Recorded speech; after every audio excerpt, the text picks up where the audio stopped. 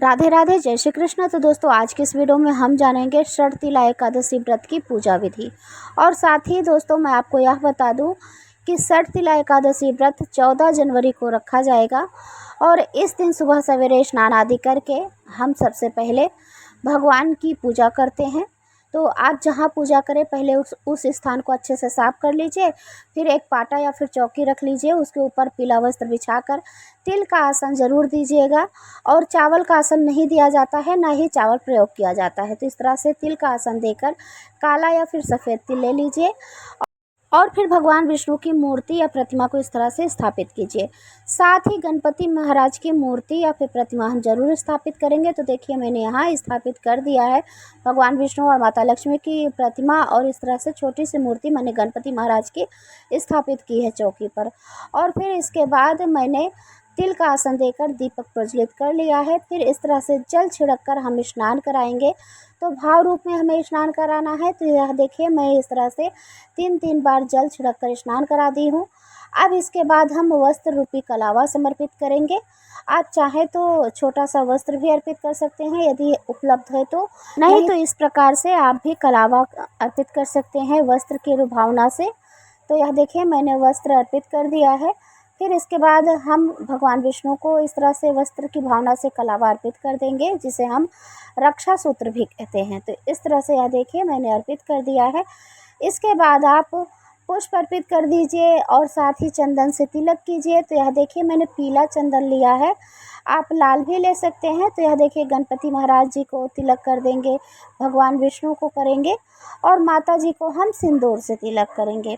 तो यह देखिए, मैंने गणपति महाराज को कर दिया है और इस तरह से भगवान विष्णु को कर दिया है। और जो सर्प देवता हैं, तो मैं उन्हें भी तिलक कर दूंगी, जो यहाँ प्रतिमा में चित्रित हैं। तो इस तरह से यह देखिए, मैंने तिलक कर लिया है। माता लक्ष्मी को हम सिंदूर से तिलक करेंगे या फिर हम कुमकुम से तिलक करेंगे।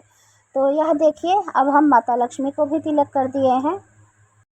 गणपति महाराज जी को भी सिंदूर से तिलक होता है, तो हम भगवान गणपति जी को भी इस तरह से सिंदूर से तिलक कर लेंगे, दीपक में तिलक कर लेंगे। और फिर इसके बाद हम गणपति महाराज को दूर्वा अर्पित करेंगे और हम साथ में पुष्प अर्पित करेंगे। तो आपके पास यदि पुष्प है तो आप पुष्प अर्पित कीजिए, और यदि पुष्प नहीं है तो आप तुलसी जी यानी तुलसी दल भी अर्पित कर सकते हैं और दूर्वा भगवान गणपति को। तो इस तरह से हम अर्पित करके पूजा कर लेंगे। देखिए, मेरे पास है तो मैंने अर्पित कर दिया है। साथ ही माता लक्ष्मी को और दीपक में भी मैंने इस तरह से पुष्प अर्पित कर दिए हैं। और दोस्तों, पूरे माघ के महीने में तिल का बहुत महत्व है और इस एकादशी का नाम भी षटतिला है। तो इसलिए हमें भगवान विष्णु को भोग में तिल की चीज़ें ज़रूर अर्पित करनी है। तो यदि आप तिल का कुछ भी भोग लगा पाएँ तो ठीक है, नहीं तो आप ऐसे भी तिल अर्पित कर सकते हैं भोग के रूप में। तो इस तरह से देखिए, मैंने तिल अर्पित कर दिया है, यानी तिल के लड्डू अर्पित किए हैं। यदि आपके पास नहीं है तो आप थोड़े से तिल ऐसे भी अर्पित कर सकते हैं, चंदन में अर्पित कर सकते हैं, दीपक में भी तिल डाल सकते हैं। क्योंकि कहा जाता है, दीपक में जितने तिल चटकते हैं उतने ही हमारे दुख और क्लेश कटते हैं। तो इसलिए यह ज़रूर कीजिएगा। और फिर इसके बाद हम धूप दिखा देंगे। तो यह देखिए, घंटी की ध्वनि करते हुए हम धूप दिखा देंगे। और फिर इसके बाद ऐसे जल से चारों तरफ पूरे चौकी में ऐसे घुमा के वार देंगे। और फिर इसके बाद हम कथा सुनेंगे। तो यह देखिए, ऐसे काला तिल या सफ़ेद तिल हाथों में ले लीजिए और व्रत की कथा सुन लीजिए या फिर कह लीजिए। देखिए दोस्तों, किसी भी व्रत में कथा सुनना अति अनिवार्य होता है, बहुत ही आवश्यक होता है।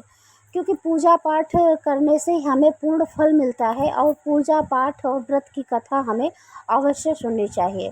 व्रत भूखे रहने से सब हमें फल नहीं मिलता है, सिर्फ भूखे रह लो फिर कोई मतलब नहीं है। साथ ही हमें पूजा पाठ नाम जप जरूर करना है, मंत्रों का जप करना है। तो इस तरह से आप कथा अवश्य सुने या फिर खुद से कहें। तो देखिए, इस तरह से कथा सुनने या कहने के बाद आप जो हाथों में तिल लिए हैं भगवान को अर्पित करें। और फिर इसके बाद हम पुस्तक को प्रणाम करके उसके स्थान पर यानी चौकी पर विराजमान कर देंगे और फिर इस तरह से प्रेम पूर्वक आरती कर लेंगे। आरती पूर्ण हो जाए तो आरती में जलवार के भगवान को आरती दिखा दीजिए। यथा सामर्थ्य जो भी है दक्षिणा अर्पित कीजिए और फिर इसके बाद हाथ जोड़कर क्षमा प्रार्थना कीजिए। और दोस्तों, यदि आपको कथा सुनना है तो इस चैनल पर भी सुनाया जाता है, ज़रूर सुनिए। वीडियो पसंद आया हो तो लाइक शेयर ज़रूर करें। राधे राधे, जय